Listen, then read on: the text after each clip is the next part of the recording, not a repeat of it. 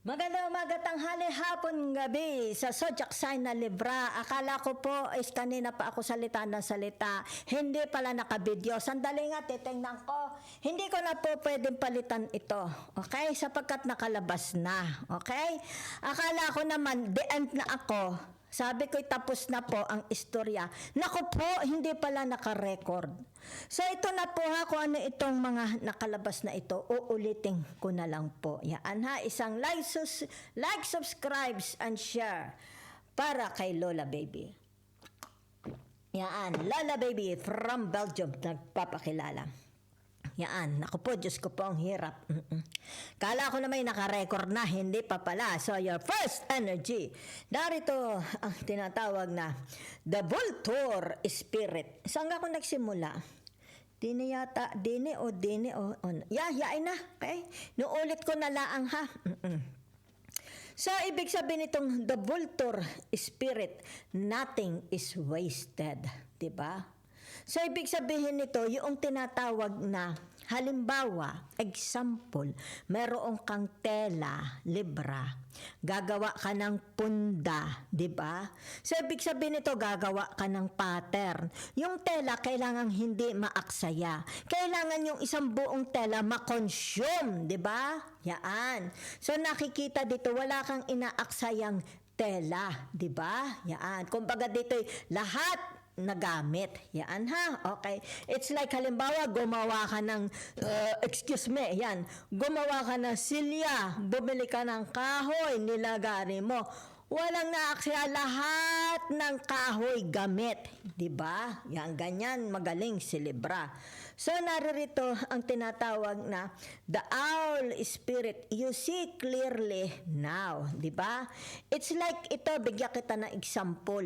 Nakatingin ka sa labas. Diba? May nakita kang puno. Pero hindi ka doon lang sa puno, nakapokus ang paningin mo. Nakapokus ka sa buo. Diba? It's like forest. Halimbawa, nakatingin ka sa forest. Hindi ka laang yung paningin mo doon laang sa puno nakatingin. Yung mismong forest nakatingin ka. Diba? Yan Diba? Yan. It's like pagka lumabas ka ng bahay. Diba? Nakasakay ka sa kutse. Alam nga naman, habang natakbo ang kutse, doon ka lang sa isang ano lang nakatingin. Lahat nakikita mo. Diba? Lahat nakikita mo. So, nakikita dito yung tinatawag giraffe spirit. Diba? Yan. So, narito yung tinatawag see the big picture. Yan ha. Yan na nga. So, ibig sabihin nito, yan, you see clearly now. You see the big picture. Diba? Yan It's like, nakikita mo dito, halimbawa, sabihin na natin, ano ka magandang example din diba? Halimbawa, merong nanliligaw sa iyo, di ba?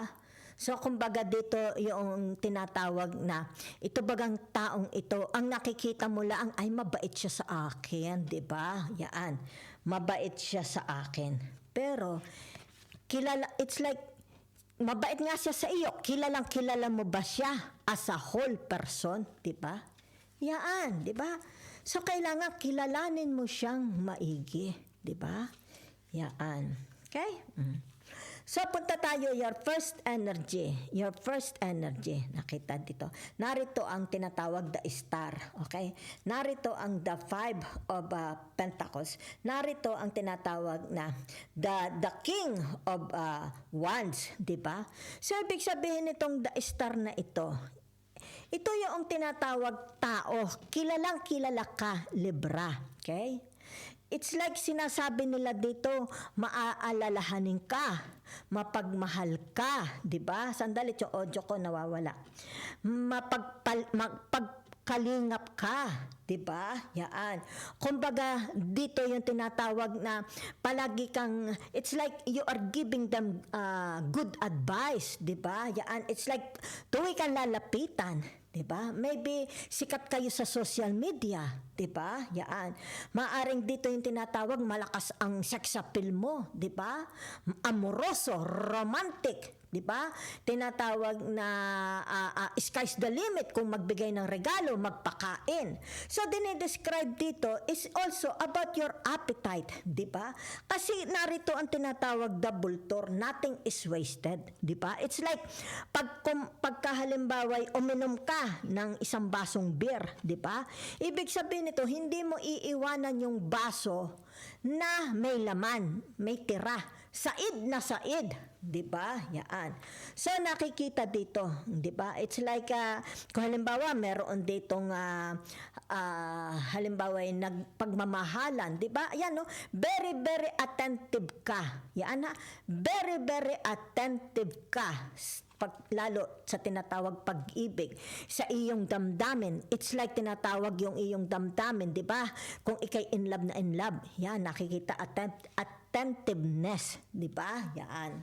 So nakikita dito, tinatawag na very very creative din kayo, 'di ba? Yan no, kita mo. Ibig sabihin nito, inilalabas mo, okay? It's like yung galing mo sa paggigitar, yung galing mo sa pagkanta, di ba? Yung galing mo sa pag-piano, inilalabas mo, di ba? Oh, punta na ngayon tayo dito sa second ninyo, okay? Card, yan. Ako kayo naka-live pa. Oh, yan, nagre-record.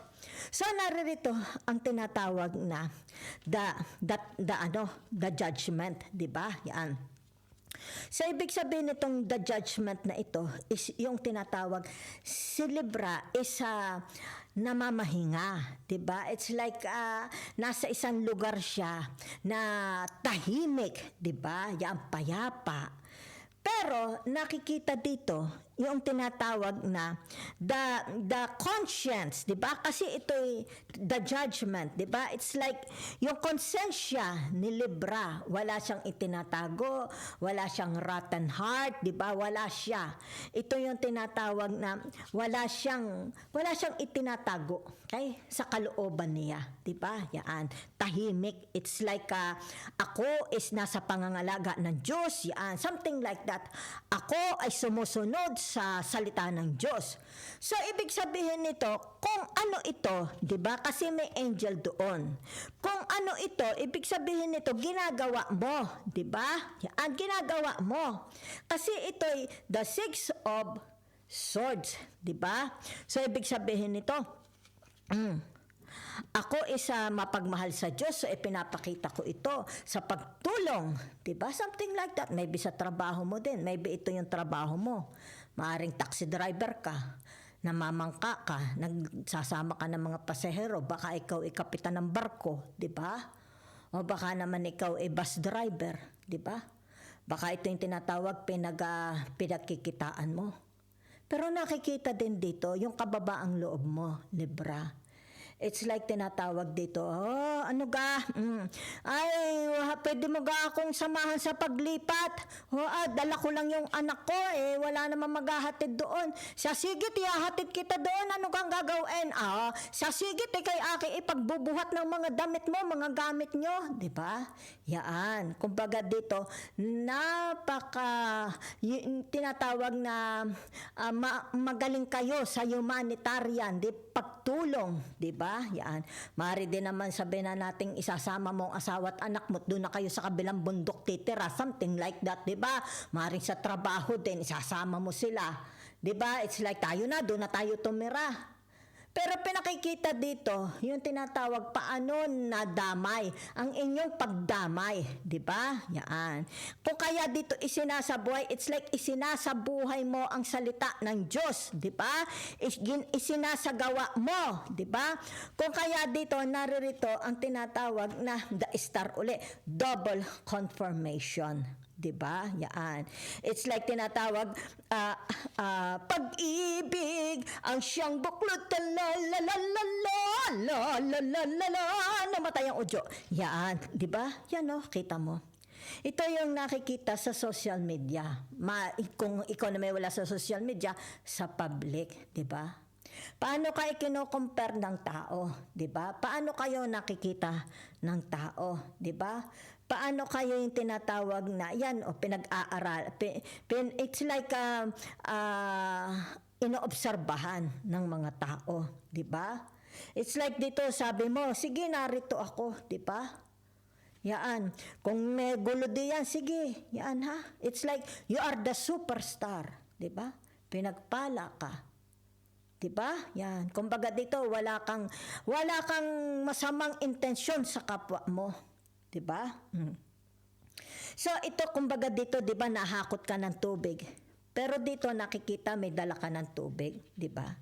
So ibig sabihin nito, yung tinatawag na kapag ka nauuhaw, ang mga halimbawa may mga nauuhaw, ang ginagawa mo, pinaiinom mo sila, di ba? Pinaiinom mo sila, yaan. Kumbaga dito, it's about your service, di ba? Yaan. So nakikita ha, Libra. So, sunod na tayo dito.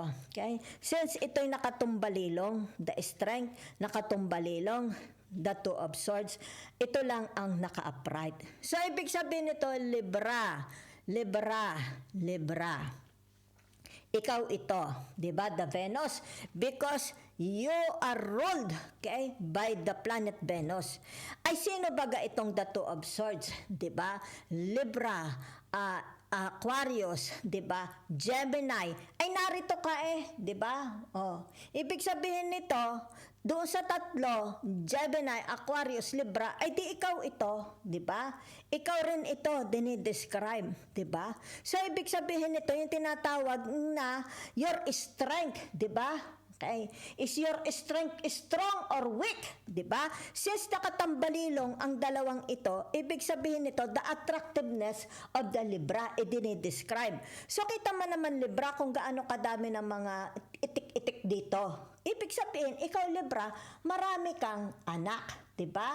So, titingnan natin, Libra, ha? Since ito, yung tinatawag, kita mo naman, meron ditong nakatumbalelong dalawang tao. Diba? So, ibig sabihin nito, wala ka dito yung tinatawag bias. Diba? Wala kang kinakampihan. Diba? Yaan. Wala ka, it's like tinatawag, wala akong involvement sa inyong dalawa. Bahala kayo diyan, magsabunutan, magsuntukan, mag-espadahan. Basta't ako'y walang alam diyan, ha? No involvement kasi nakatiwarik, di ba? Kumbaga dito'y pinag-aawayan ka, di ba? It's like tinatawag, may anak ako sa Libra, ako din may anak sa Libra. Kasal ako sa Libra, ako din kasal sa Libra. I do not know, Libra, kung kasal ka sa mga ito o tinatawag na live-in mo lang sila, di ba? So, ibig sabihin nito, yung tinatawag, the weaknesses of the Libra, di ba? Ano ang weaknesses mo, Libra? Ay di ito, 'di ba? Ibig sabihin nito, yung tinatawag, it's like tinatawag inaabuso, 'di ba? Maaring the Libra is a beautiful, they have a beautiful face, 'di ba? Man or woman, they have a beautiful body. Sabihin na natin malakas ang sex appeal ng Libra, 'di ba? So parang sinasabi ng Libra dito, meron siyang weaknesses. It's like they are using, okay? They are using their attractiveness, 'di ba? Kung kaya dito pinagkakaguluhan, 'di ba? Ito yung tinatawag ka relasyon dahil may tao hindi ka na isa, Libra. There are two, okay? Present dito. It's like tinatawag, ako lang ang pag-ibig ni Libra. Hoy, ako rin pag-ibig ni Libra, 'di ba? But Libra is nananahimik, 'di ba? It's like Libra is saying, bahala kayo diyan ha, labas ako diyan ha. Okay, yan, hindi ko yan nakikita ha. Ang mahalaga sa tinatawag na Libra, kasalanan ko ba kung ganyang kalakas ng aking sex appeal? Libra, aminin mo ito o hindi mo man aminin sa akin. Nakikita ko. Yan, oh. So, ibig sabihin niya ng iyong weaknesses, di ba? Yan. Ang tinatawag na magpaibig. Pinapaibig mo sila, di ba? Yan, pinapaibig mo. So, kita mo naman yung weaknesses mo at saka yung weaknesses ng dalawang ito, di ba? Kahit sabihin pa nilang Libra is already married, pero nakikita sa lakas ng dating ng the Libra, di ba? Yaan. Kaya pagka nagpanagpo sila, ilan ang lovers ng the Libra, ay di yan, di ka, espadahan tayo. And the Libra, where is the Libra?